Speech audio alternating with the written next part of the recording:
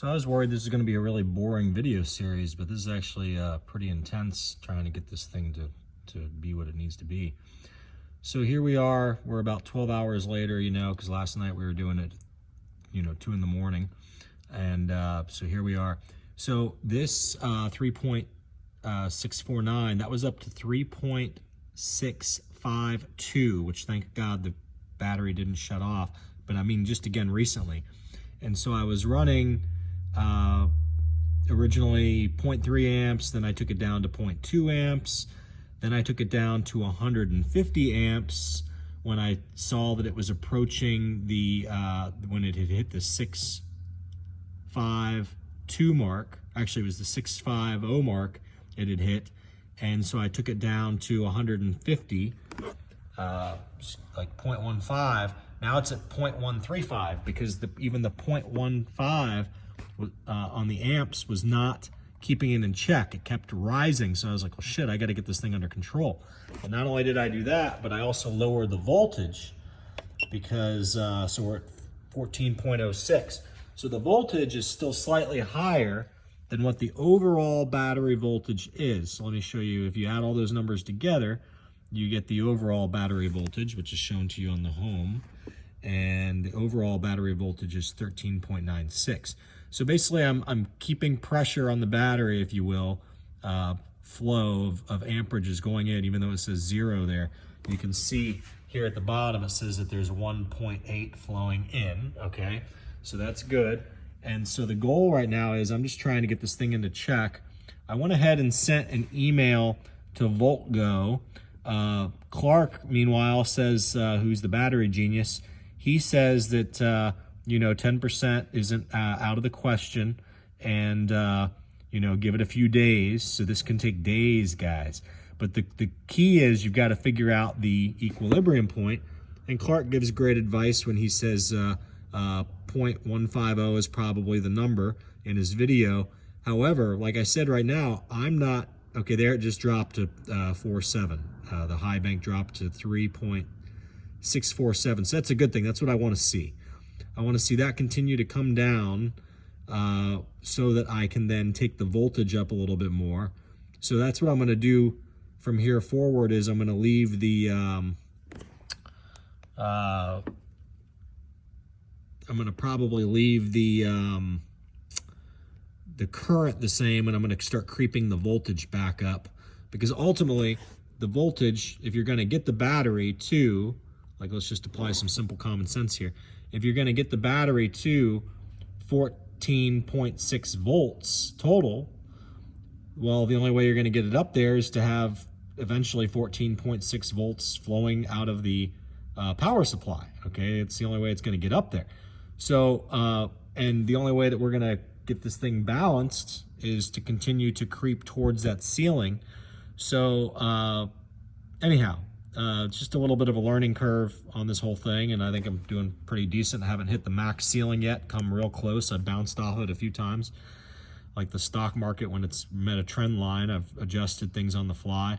I'm really thankful that I woke up from that nap as quick as I did and went straight to the battery and checked it, or went straight to my phone and checked the battery, and sure enough, I was right at, the 3.65 when I was running 3 amps. So that thing was like seconds away from shutting down the battery, which then it's not a big deal. You just have to take power back out of the battery. But I just feel like when you're, anybody who knows anything about flow and charging things, you don't want to do that. You're working in reverse. So I feel like we've really optimally done this based on taking a nap in the middle of everything. Actually 2 naps. Took a first nap, woke up, adjusted it, took a second nap, and now I'm good. I've had enough sleep. So I want to just get it to the point where I can leave it alone and go grab some food, okay? It's 3 in the afternoon, and I want to be able to go eat a serious meal now, but I want to get this thing into equilibrium before I leave. And so let's see again. Let's go back to, is this continuing to come down? Yeah, so 4.7, that's what we like to see. Oh, it's back to 4.9. So it's bouncing between 4.7 and 4.9, kind of is what it is right there.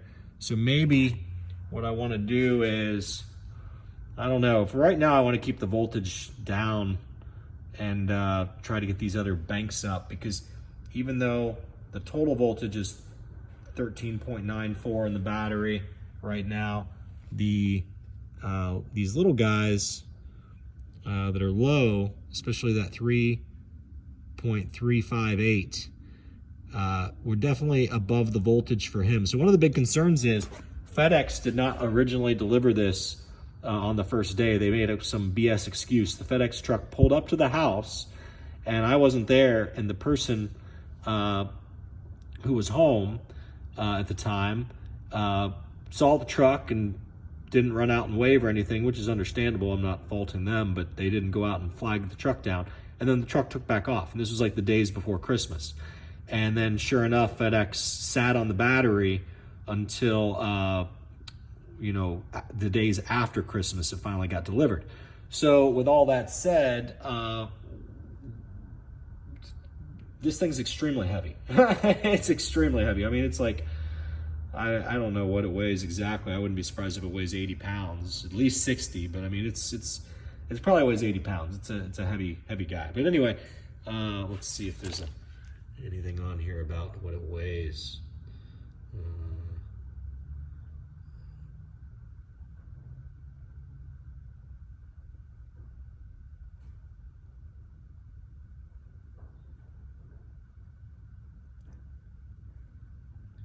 And so I'll show you this paper that they sent me from voltgo as well.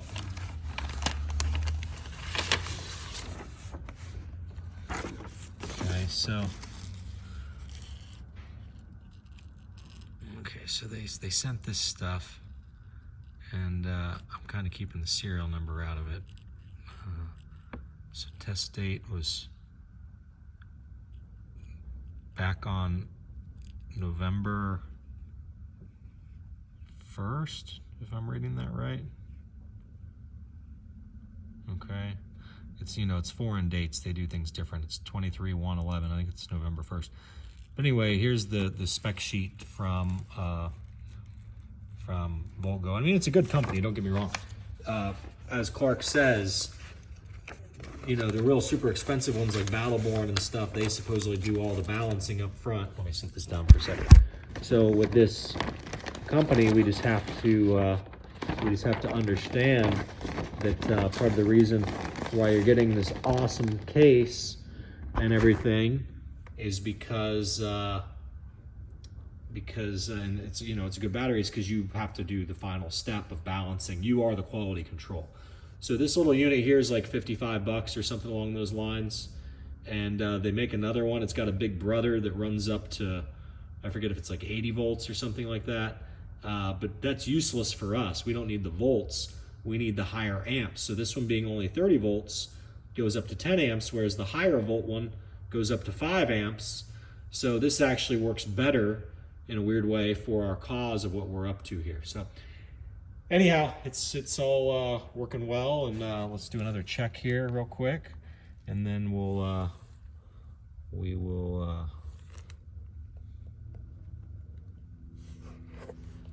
let's see.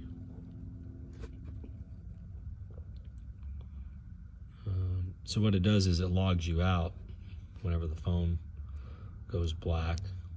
I need to make it so my phone doesn't go black so fast. So then you click up here, give them permission to look at your location, you click the battery. I think if I was to give a criticism about this app, why is it that when I click into the battery, there's not a password? It's like anybody who has this app is going to have a shit show if they're around other batteries. I mean, they could get into your battery and see your stuff. Not that I guess they could do much damage, but who knows? Maybe they could try. I don't know. Okay, yeah, so we're still at 4.9. Okay. So I'm really just trying. I was really hoping that 4.9, 4.8 number there on that 4.7, I was really hoping that number would start coming down, maybe see like 4.5, because then I know I'm headed in the right direction and I could go grab lunch. So far it's headed in the right direction, but it's also, it does like a U-turn.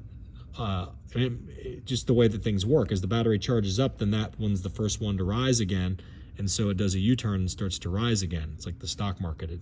finds the bottom, and then up it goes some more. So anyhow, just wanted to keep you guys in the loop here and teach you what I'm seeing. See ya.